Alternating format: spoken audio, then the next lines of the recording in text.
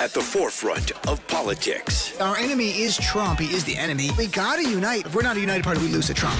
On the front lines of activism. There's certain fights, if we don't engage, they win. This is a fundamental question of who we are. And delivering your daily dose of comedy. Donald Trump, when he had his physical, they had his blood pressure, and mine is higher than his. Oh. And the irony is mine is higher because of him. From the blue wave. We flipped. Enough seats to take control of the House. We control the House. To 2020 and beyond. This is the Dean Obeidallah Show on Sirius XM Progress, Channel 127.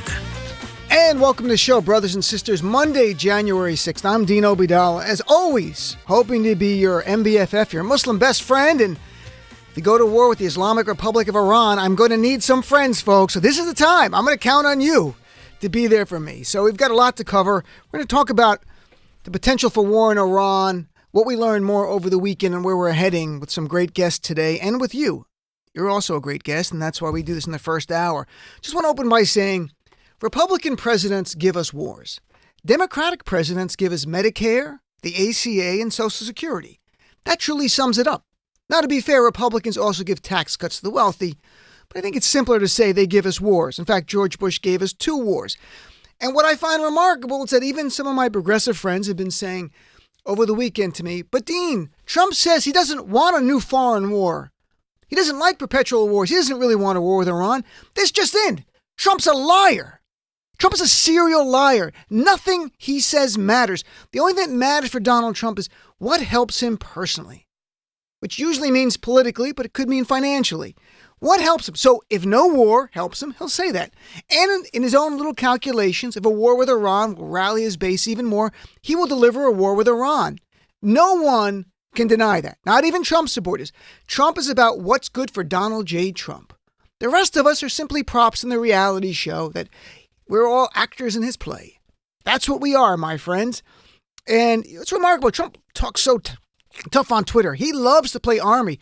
I never saw, a draft dodger who loves to play Army this much. He had a chance to serve our military. He did not do that. So over the weekend, a few things became clear. Trump's assassination of Iranian General Soleimani was based on a lie. And it was based on whim. And it was based on Donald Trump not understanding the full potential consequences of this action. And I say that not just based on my own opinion. I say based on facts that I'm seeing. Based on Donald Trump's panic on Twitter, him going on Rush Limbaugh just a short time ago, defending this left and right. You would not have to do that if there was facts to support you. Second, the lies of Mike Pence, which we'll go through. And the lies of Mike Pompeo on TV over the weekend, which paints a picture of an administration that is in damage control, that is freaking out, that is panicking. This is getting beyond their abilities, and everyone sees this. And I want to remind people, on Friday, I played this clip. Mike Pompeo was on with John Berman on CNN in the morning, talking about why the attack on the Iranian general. Why did they do this? Why didn't they brief Congress in comporting with the War Powers Law Act? Here it is, clip number 1. Was there any imminent threat to the U.S. homeland? These were threats that were located in the region. But will the administration be releasing details of the intelligence which did lead to the raid, the imminent threat, over the next few days? John, we'll do our best to release everything that we know that's appropriate, that we can, that doesn't put anyone at risk. We'll do our best. We want the world to understand that there was, in fact, an imminent attack taking place. The American people should know that this was an intelligence-based assessment that drove this. It was an intelligence-based assessment. The deep state that Donald Trump slams over and over, that deep state. Now we're supposed to rely on the deep state. Isn't this remarkable? Mike Pompeo right there made it clear there was no threat to the homeland. So that's ruled out. Any Trumper who calls me and goes, there's a threat to the homeland. Nope, Mike Pompeo said there was not. The threat was there's something in the Middle East. We're not sure. But then over the weekend, Mike Pompeo was on the shows and pressed further on Fox News with Chris Wallace, who pressed him about this imminent threat. And the reason they say imminent threat on Friday is, again, the War Powers Resolution requires a president to give notice to Congress before a military action like this. But if there's an imminent threat, it's reasonable to say you just got to do it. Well, we're finding out there was no imminent threat, folks. And here is Mike Pompeo with Chris Wallace, clip number 2. President Trump says that General Soleimani was planning a, quote, imminent attack against Americans. You have said it was a, quote, big action that could potentially kill hundreds of American diplomats and soldiers. What was the plan? Who were the targets, and how soon? Yes, President Trump was right in what he said, so was I. We'll share all the intelligence that we can. I was the CI director for a little while, Chris. There's things we simply cannot make public about what it is we knew at that time and what, in fact, we know today about the continuing activity. So we should just rely on an administration headed by a serial liar. Folks, who's on board for that? Come on. If you're on board with that, contact me. I want to sell you. I've got shares in beachfront property in Nebraska. I got these unicorns I'm trying to sell. It's remarkable. I got Siamese twin little characters that I've built for myself. They're like Russian nesting dolls. They're remarkable. I got a robot that talks and does fusion physics. Everything you want. I got it. Contact me. It's time to sell it. In fact, Chris Wallace and presses Pompeo, because this is really important, folks. This is an administration who took an act, who assassinated, state-sponsored assassination. And they're asking us to say, we'll trust you. Because if there's no imminent threat, it's an unjustified killing. It's a state-sponsored assassination without a justification. And the law, under our law and under international law as well. So let's go to clip number 3. Chris Wallace continues.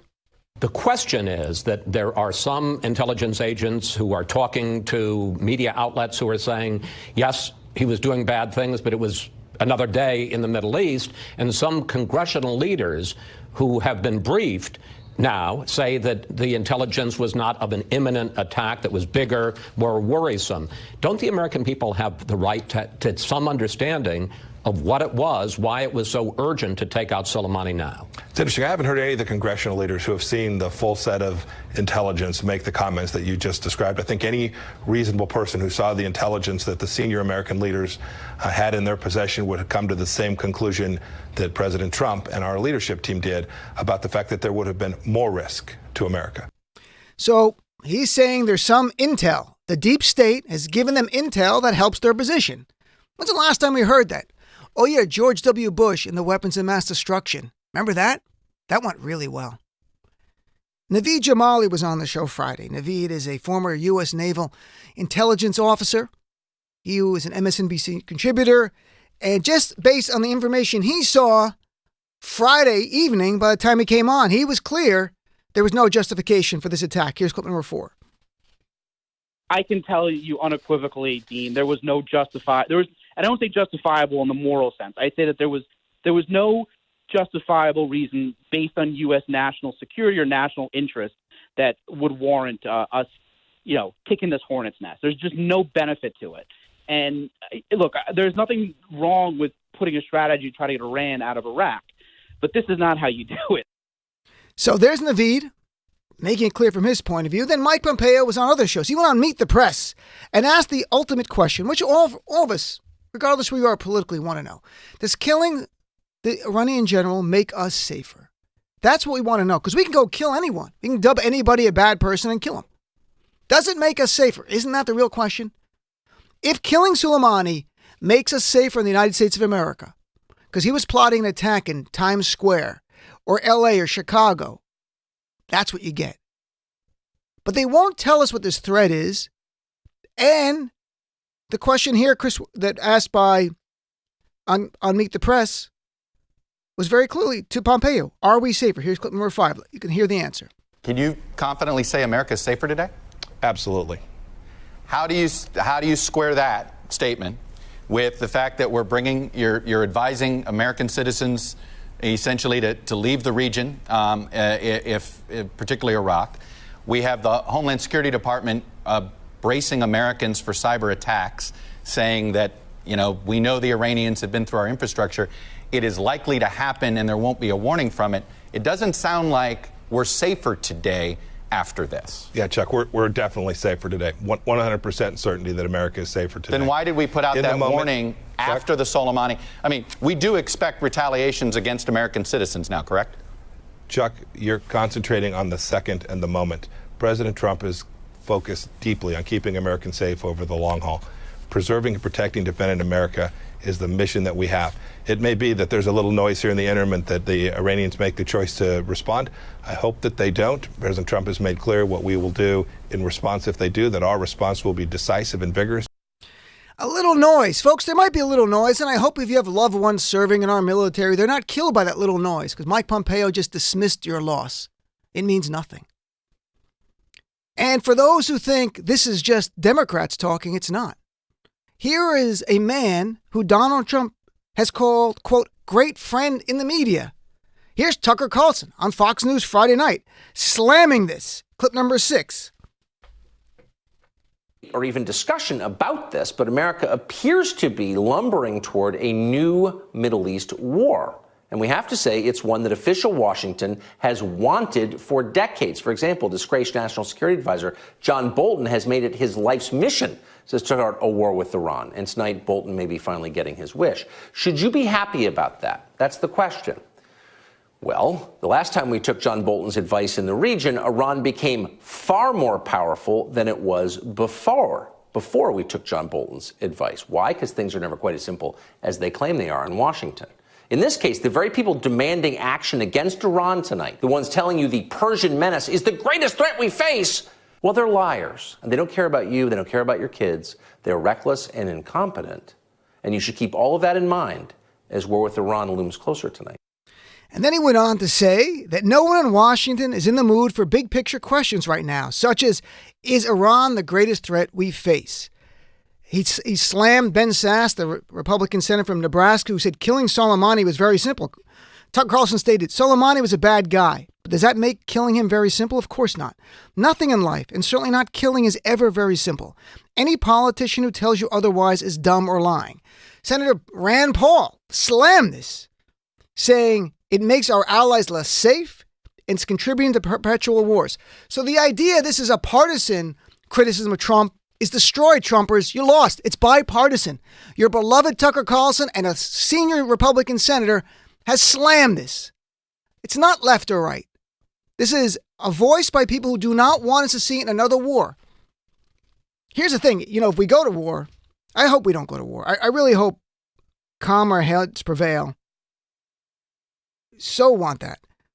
But if you wonder, how do we know that this is getting beyond his control? He didn't think through all the consequences. Look at the reaction of Team Trump now. First, Pompeo on TV doing all the interviews. No one else are defending this. Him being pressed on what's the evidence and telling us we are essentially not clear to know why you just put us more at risk. Again, if there was a threat by Soleimani on the U.S. homeland, it would be a whole different scenario. They made it clear. That's why I played the clip on Friday. Mike Pompeo said no threat to the homeland, so you can't make that up. That's done. What else we've got? Mike Pence over the weekend lying. What did Pence do? Mike Pence did the Dick Cheney thing. Remember Dick Cheney tied 9/11 and Iraq together? Even though there was no connection, folks, Google it, no connection between Iraq and 9/11, Dick Cheney kept saying it over and over until finally, as polls showed, 70% of Americans on the eve of the war in 2003 with Iraq thought Saddam Hussein was involved in 9/11. Mike Pence, seeing that worked. Typical Republican. Republicans bring us wars. Democrats bring us health care. What did Mike Pence do? Went to Twitter and tried to connect Soleimani to 9/11. He tweeted, Mike Pence, a whole bunch of atrocities that Soleimani did. Some were true. Some were terrible. But then he goes on to say, Soleimani assisted in the clandestine travel to Afghanistan of 10 to 12 terrorists who carried out the September 11th terrorist attacks in the United States. The facts are, that's not true. The AP and other fact checkers have said it's misleading. There is no evidence that Iran directly supported the 9/11 hijackers at all. Many of them were Saudi members of al-Qaeda terrorist groups, and that they went on to say the 9/11 Commission report did find, just so it's clear, that maybe 8 terrorists did pass through Iran. It does also say the Commission's report, this is our 9/11 Commission report, that it had to do with lax travel practices that allowed al-Qaeda to go through. They had no evidence that Iran knew what the 9/11 plots were. And there's no Soleimani's name is nowhere in there. So Mike Pence is now taking a page from Dick Cheney's lies and telling you that Soleimani was involved in 9/11 the same way Cheney said Iraq and Saddam Hussein were involved in 9/11. Folks, you see the playbook here? They're going to keep lying to us because they don't fight and their children don't fight on the front lines. Your children, your grandchildren fight on the front lines. And then today, we've seen Sunday and today more freak out by Team Trump and showing you how disheveled they are and uncoordinated and having no plan. What happens today? Because on Sunday, they get caught off guard. The Iraqi parliament voted that foreign troops, including the United States, we have to leave. Our troops have to leave. Trump went crazy. So Trump is going crazy, going, we're going to put sanctions on Iraq if you do this. Today, a draft letter released by Marine Corps General William Seeley stated, U.S. forces will be prepared for onward movement, saying we respect your sovereign decision to order our departure. That was sending it to Iraq. U.S. military officials said that was true. This just happened right before the show. They authenticated. And then minutes before the show, the Trump administration said that was a mistake. That letter was not worded the way we wanted because they didn't know the risks. They didn't have any idea Iraq would now cut us out of Iraq. Our troops leave, giving Iran even more influence, meaning Iran is the winner. They gain even more influence in Iraq. And so what does Trump do? In his panic, what's the term? When you're sweating profusely. And in his sweat, what he goes on Twitter, and what does he do? He threatens war crimes. Donald Trump literally goes on Twitter and says that, quote, that they're going to target, quote, some very high level and important to Iran targets, including Iranian cultural sites. Iranian cultural sites. You know who targets cultural sites? Just so we're on the same page here. ISIS and the Taliban target cultural sites. In fact, the United States was among the harshest critics of ISIS and the Taliban for destroying antiquities and historical sites in Syria, in Mosul, Iraq, and in Afghanistan in 2001. And just so it's clear, destroying cultural sites is a war crime. The Geneva Convention prohibits it specifically. It is a war crime. We are a signatory. The United States is a signatory to 1954 International Agreement to protect cultural property in armed conflict. UN Resolution 2347 condemns unlawful destruction of cultural heritage. The UN Secretary General at the time said, the deliberate destruction of our common cultural heritage constitutes a war crime and represents an attack on humanity as a whole. But there's Trump threatening a war crime. And you know what? All of a sudden now, Donald Trump's pardoning of war criminals starts making sense, doesn't it? This was Trump's strategy. Pardon war criminals so that I could ask other members of the military to commit crimes in my name. And they know I will pardon them. We are watching in real time in front of us the same drumbeat of lies to get to a war the same way the last Republican president did, George W. Bush and Dick Cheney. Thousands of Americans died, and estimates are from various entities over 100,000 Iraqi civilians. Men, women, and children were killed. It's interesting. Soleimani was a bad guy, terrible guy, whatever you want to call him, horrible guy. I'm with you on that. He was involved in killing 600 U.S. military combatants. He didn't attack us on our soil. He didn't kill civilians. I haven't heard that. Heard it only in his own country. He may have been involved in killing civilians. I'm talking about because the justification is he killed our troops. So killed 600. Terrible guy. So if that's the standard, and the United States, under George Bush and the generals, killed over 100,000 Iraqi civilians, and it's documented by Brown University and others, that the U.S. and our coalition allies killed over 100,000 Iraqi civilians. If killing 600 U.S. troops makes you bad, what does killing over 100,000 civilians make you? That's the question I got to put out there. What would you call that? I don't have the answer. I just put it out there so we can think about it collectively. And if we go to war, here's my idea. First ones that should go, people named Trump. Second, GOP wealthy donors who are helping Donald Trump. And third, all you Trumpers who email me and say, you want to fight a civil war. If we get rid of your Trump, well, here's your chance to fight for Trump. You can go to Iran and fight for him. You don't got to do it here. Go to Iran and fight for Trump. You're the first line. But you know who will fight for Trump? You know who will be on the front lines? The very people Donald Trump has demonized. Our military is increasingly minority driven. It's 40% now minority, African American and Latino, the biggest group there. Donald Trump has demonized both communities, blacks and Latinos. There's over 5,000 Muslims in our military. Of course, he's demonized my community as well. You know who's going to fight our battles like every war? It won't be the wealthy and powerful. It won't be the children of the wealthy and powerful. It'll be the middle class and the lower class. And their lives will be taken for Donald Trump. In fact, a Pew poll and Council of Foreign Relations has a 2018 report which did a breakdown of our current volunteer military. Want to know how many come from the wealthy, as they put it, making over $80,000 a year a family? 17%. How many come from families making below $30,000? 20%. The bulk of our military, though, is lower, middle class, and people come from poverty. So about 17% come from arguably wealthy, $80,000 families. The rest are people looking for a better life. And Donald Trump would put them in harm's way. If the Iranians don't respond at all, and this is the end of it, is it a good thing? Perhaps it is. But does anyone have any confidence that Donald Trump, when ordering the killing of this Iranian general, thought through all the potential consequences? Of course not. Donald Trump doesn't do that. And this is not killing bin Laden, nor is it killing the leader of ISIS. Neither were part of countries. You kill them, and it could really destabilize their terrorist organizations. And in fact, when bin Laden was killed under Obama administration and al-Baghdadi recently by Trump, both ISIS and al-Qaeda were almost impotent. They were disbanded. They were down to the small kernel of people. Iran is a country of over 80 million people. At the time we attacked Iraq in 2003, there were about 30 million people. Iran right now is 3 times the size of that. In fact, Soleimani's been replaced already by another general. And whatever plans they had in place, if they were so imminent, they would just continue on. This is not a small group of people involved in a terrorist cell. This is a nation state that has over 500,000 people in their military. That's what we're dealing with. Did Trump if Trump had made us safer, and I sincerely believe that, I would come on this show and I would say that. Even though some of my fellow progressives might not like it, I would say that. But it is the opposite. We are not safer. The question is, who's going to suffer?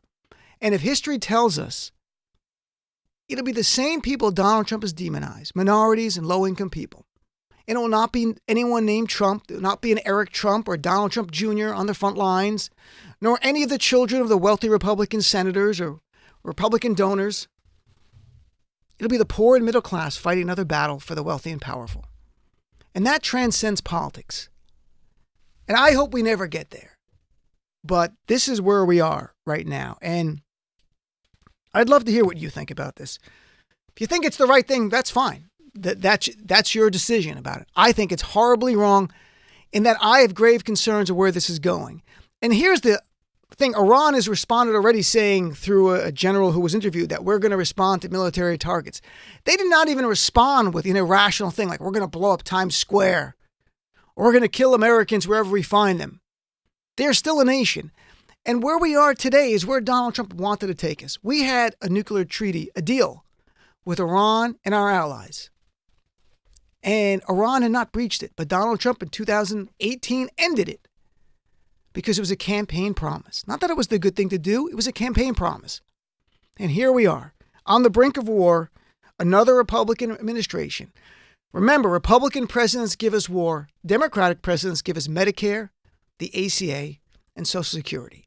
You choose 2020 election. What do you want more of? Simple choice for our fellow Americans, isn't it? So let's take a break, come back. You're my guest at the top of the hour. Then we're going to have Malcolm Nance join us. We're going to have Lieutenant Governor from Washington State, Cyrus Habib, who is the first and only Iranian-American statewide elected official. And the third hour, Jamira Burley will be here. But right now, you're my guest, 866-997-4748. Do you believe there was an imminent threat that Trump said? Do you believe we are safer? And that's the big question. Are we safer today? Are we safer today than we were Friday before Trump killed the Iranian general? Or do you have more anxiety and more concerns today? Be right back after this. progressive values are the best of American values, and we need